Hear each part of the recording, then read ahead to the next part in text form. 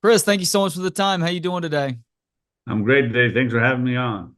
Always a pleasure, and it's an exciting time for Texas sports. Chris, starting with these basketball teams getting to participate in another March Madness.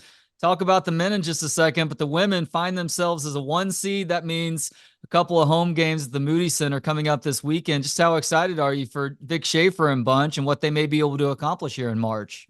Um, Beyond excited for Uncle Vic and the job he's done. You think about during the year when you lose your point guard, your glue, and coming off a great win against Connecticut, you just felt momentum building. And for that team to regroup, galvanize around each other, and the coaching job, Coach Schaefer and his staff did is second to none. And get up winning 30-4, be a number one seed, Big 12 tournament champs. Just remarkable, incredible coach. You look at the kids they have, they just galvanize around each other, and I'm excited for their opportunity. As far as the men are concerned, they get that 7 seed, even with that first round exit in the Big 12 championship. I actually think that might benefit them because it allows them a little bit of rest and maybe to get a little bit healthier too. What would you consider to be a successful postseason for Rodney Terry and Bunch heading into this Thursday's game?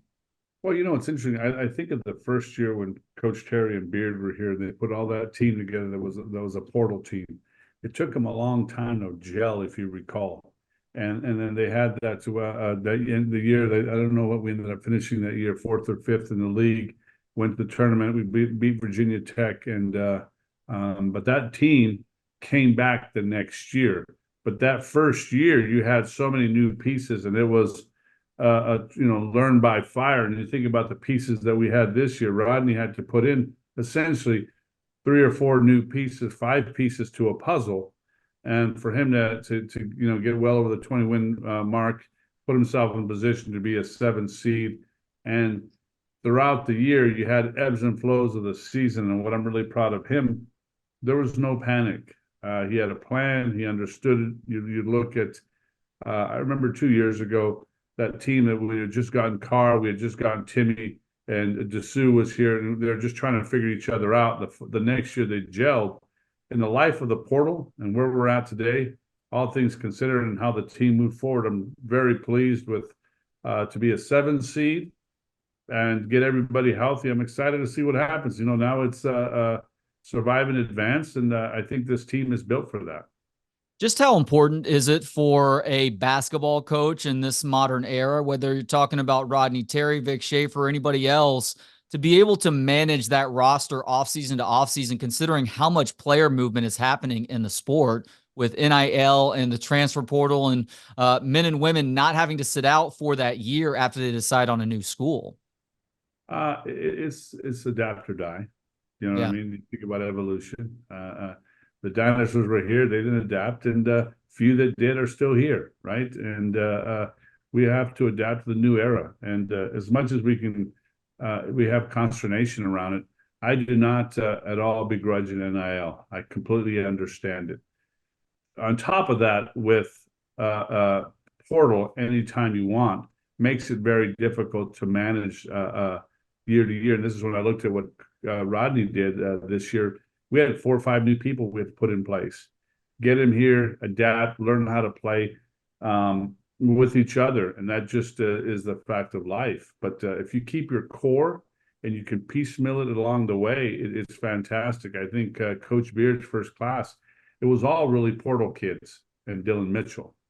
And that was real. We knew we were going to have a time when we had to reload again.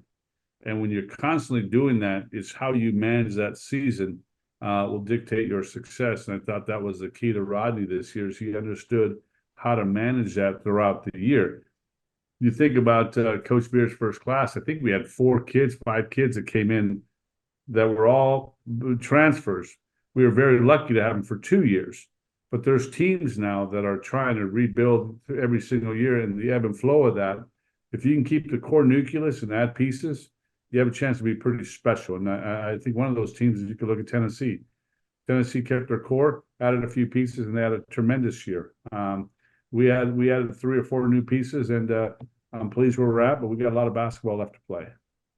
Most of us agree that NIL and the transfer portal are a good thing for college sports. The transfer portal to a degree, but it does also seem like things are a little bit more wild than they would need to be because the NCAA was kind of asleep on the job when they had an opportunity to instill certain guardrails several years ago, as these things were very obviously about to come to be. Charlie Baker has been at the leadership helm for the NCAA for a little bit of time now. He's been working hard to try and get something passed federally that would make sense, that would essentially give a certain set of rules to all the schools who are participating in NCAA sports.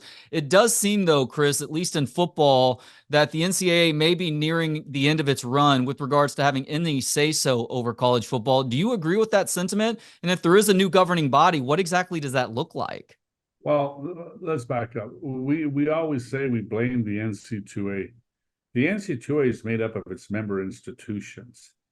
You're dealing with litigation. It's not like saying, hey, when you're being sued every single day, your members, me included, are going to go, wait a minute, what is happening to the earth around us? There was no time for pause. We can blame anybody we want, but we as a group all sat in a room and said, okay, what does this look like? We are the membership. And one of the things that we are a membership for is educating young people through their talents on the playing fields. They're talking about forgiveness of student loan debt across the country, yet majority of our student athletes are leaving college with free education. So it was not like we were caught, but you're right in the middle of litigation, just trying to figure out what the new world order and the model looks like. I don't mind a portal. I don't like the way the portal is in football. Right after the season, right after spring ball, you're just constantly trying to figure out what your roster looks like. I think, but I understand the opportunities for name, image, and likeness. It's a massive disruption.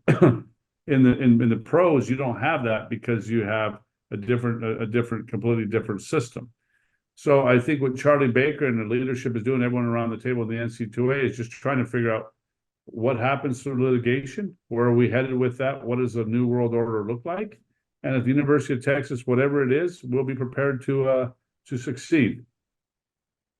Does it simplify things for the NCAA to take college football off of their plate, considering some of the litigation and college football entering this new era where you need not only smart people running the sport, but you also need the respect and therefore the authority and the discipline, if need be, to ensure that all the member institutions are abiding by the same set of rules versus the unfortunate arcane nature of things now with that governing body not having that respect and nobody really knowing based on either rules within their municipality or the university or their conference or their state what they should or shouldn't be doing. Well, I go back to, again, we were always governed under one tent, the one tent theory, right? And now you have 30 different state laws. I mean, it's the race to make sure no one gets left out instead of saying, let's make sure a race to make sure we understand the current landscape. So it's not as easy and cut and dry as you make it out to be. It's really complex when you look at that. Now, in 1972, they said, hey, we should exclude football from Title IX. And that should not be part of the model. Obviously, that was not the case. And I tell everybody, the greatest thing that's ever happened in college athletics is Title IX. Opportunity for women to participate in sport, yet it also capped your scholarship numbers at 85. So it created parity. Parity created the rise of football through all levels. You look at teams that were not traditional powers in the 40s, 50s, 60s, and early 70s, you see what the game has grown to today, and that's spectacular.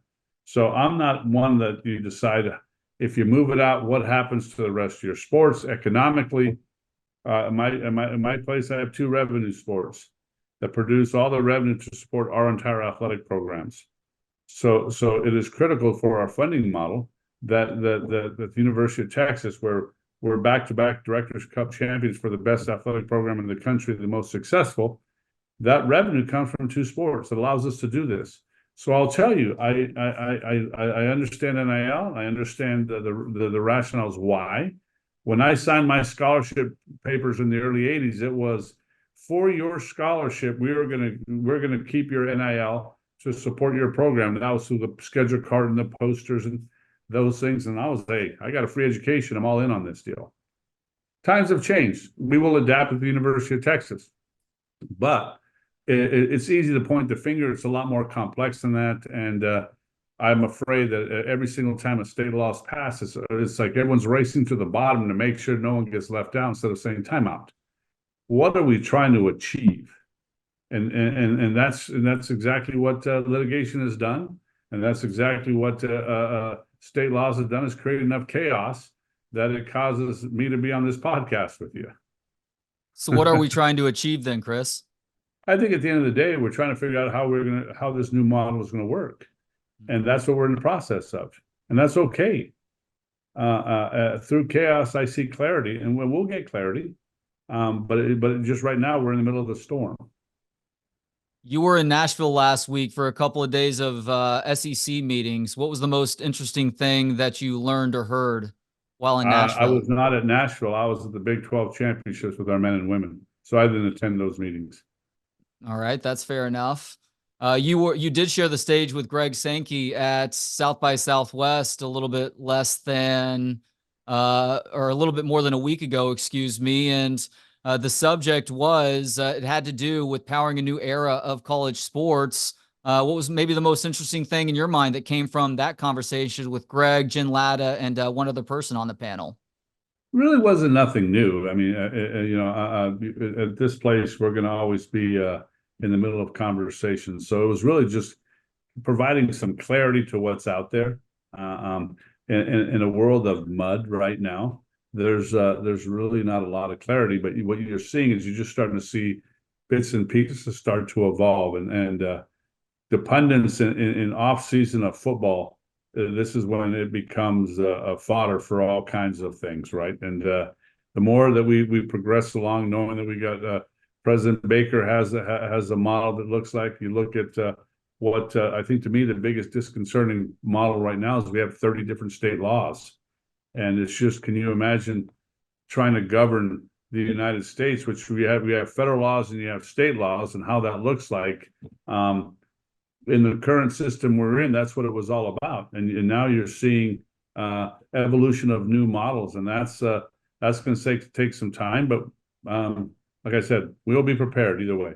Yeah, my concern with the NCAA and their attempts to get federal legislation passed is that if you're trying to connect it with this idea that student athletes, especially in the money-making sports, aren't employees of the university, while also putting the collectives under the athletics department or under that umbrella, those two things don't add up necessarily. So do you think we eventually see college football players and possibly basketball players as well considered employees of the university in order to make this whole thing work? I mean, in my heart of hearts, I hope not. But you know, I'm a benefit of growing up in a children's home, and a scholarship changed my life. So I look at it from a different lens. I love the fact that my favorite day here is graduation, but I'm also in tune that there has to be a new model. And I think that's what Charlie Baker's looking at. If you look at federal intervention, it's really looking at how do we deal with 30 different state laws.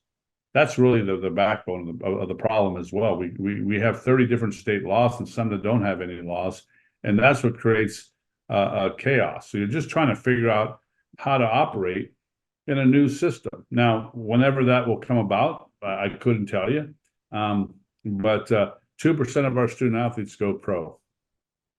The reality is they're all here to get an education, to learn, to provide an opportunity for them to show their talents on the playing fields. And we focus on such a little number of student athlete, yet it's everybody. And as I said earlier, Trey, all the revenue in the P&L comes from two sports. And those two sports generate this opportunity to have a well-balanced athletic program. You think about the Olympic movement. Every country sends their athletes here to train to be on their Olympic teams, right? So we provide more opportunities for that. So it's more complex than that. But at the end of the day, I do understand that there is going to be change. And my job here at the University of Texas is to make sure that our program is ready to excel in whatever that new landscape will be. Should collectives be folded into the athletics department for a given school for the betterment of college sports? I mean, I would prefer that to be the case, but right now, you have to look at what does that look like. But I prefer them to be rolled in. So I've heard a lot of Texas fans talk about with concern that UT baseball is falling behind in the NIL game versus some other big time programs across the country, especially in the SEC, which has won 9 of the last 12 college baseball championships. What do you think makes that better for this historic program, who arguably with swimming and diving is the most important within UT athletics in terms of that history? I wouldn't say that's the case, but at the end of the day, it's anytime anytime our sports programs here at the University of Texas go through ebb and flows of success, our fan base is passionate, and you have to love a passionate fan base. But I feel like that we're in really good shape. But you know what? It's the winning traditions of the University of Texas are not entrusted to the timid nor the weak. And that's why you come here. So I get it. What will it take to get a TJ Ford statue outside the Moody Center? Well, again, we have, what do we have? 4 or 5 statues of our coaches. If we started putting statues of every one of our great athletes, we look like we're going to go to the state cemetery here. But TJ, we have TJ's the thousands. GOAT, You can though, go isn't he? Kevin Durant, you can go TJ, you can go. I mean, there's hundreds of them, right? You can look at our softball program, our swimming program, Olympians. That's one of the things that makes this place great. Our volleyball team, we have players of the year. We have incredible players in every one of our sports. It's I like where we're at right now. We honor all of our student athletes at the highest level. But the one thing that I'll tell you at the University of Texas is there is a plethora of players on every single sport that you can say, boy, that they ought to have a statue. And I get that. Would you be a fan of the SEC and Big Ten creating a sort of super league in college football, considering that we are about to be a part of that Southeastern Conference?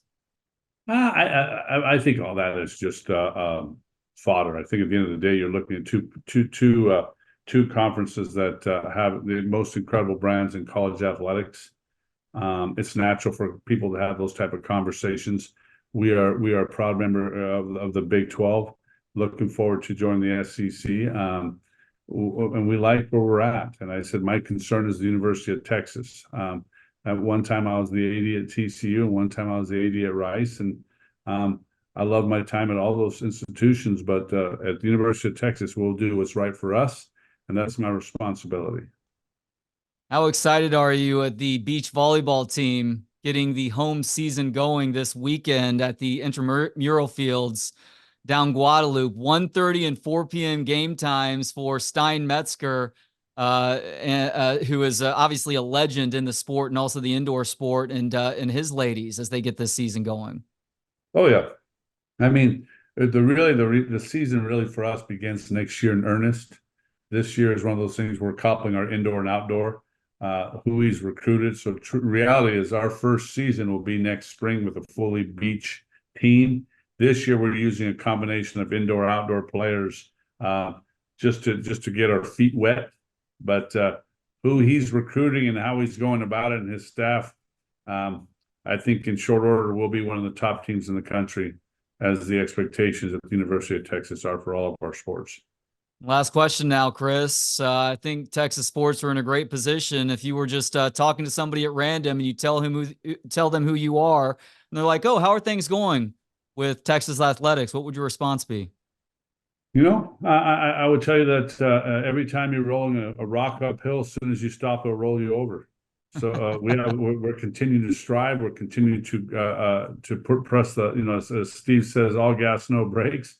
For me, it's you never rest on your laurels at all. You know you're going to have ebb and flows within every single sport. They're going to struggle. They're going to get through it. They're going to work their way through it. But I will tell you that the proof's in the pudding. That we're doing what we set out to be, and that's across the board to be the very best athletic program in the country. we're knocking on. We won 2 out of 3. We're knocking on the gates again of another Directors Cup championship. We have a spring to go, and but as soon as you left as soon as you start rolling that rock up the hill and you stop for a break, it'll roll you over. So I'm excited where we're at, but we're not done. That's right. Both people think about this with failure, but success can lead to a similar sort of complacency. So it's important to acknowledge the success. You can celebrate it for a very small amount of time, but that task at hand always remains. Well, for sure.